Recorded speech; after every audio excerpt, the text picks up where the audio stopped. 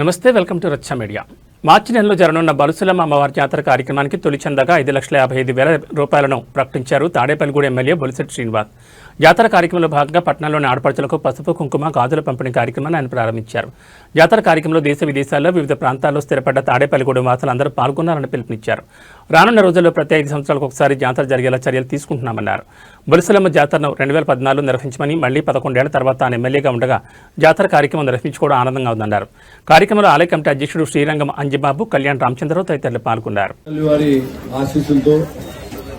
2014లో మనం జాతర జరుపుకున్నాం.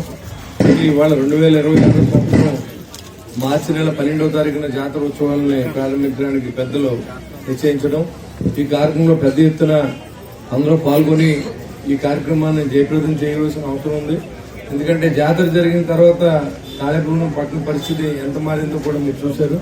అమ్మవారి ఆశీస్సులతోనే మనం ఈ రోజు ఉన్నాం. అప్పుడు ఆ రోజు చైర్మన్ అయ్యాను, అమ్మవారి మీద ప్రగాఢ విశ్వాసం, అదేవిధంగా ఈ రోజు ఎమ్మెల్యేని అయ్యాను. అదేవిధంగా అందరి జీవితాల్లో కూడా వెలుగులు నింపే అమ్మవారు. ప్రతి ఇంట్లో పెళ్లి జరిగితే మనం వెళ్ళి బొలిసలమ్మ గుడికి, కానీ అలాంటి గుడిని చాలా సంవత్సరాలుగా నిర్లక్ష్యం చేశారు. 2014లో అప్పుడు మంత్రి మాణిక్యాలరావు గారు ఉండగా దానికి నేను మున్సిపల్ చైర్మన్గా ఉండగా 4 ఎకరాల భూమిని ఆ యొక్క గుడికి దేవస్థానానికి ఇచ్చి దాన్ని ఏ రకంగా ఆవిడ దయతో ఆ గుడిని మనం అందరూ కట్టడం జరిగింది.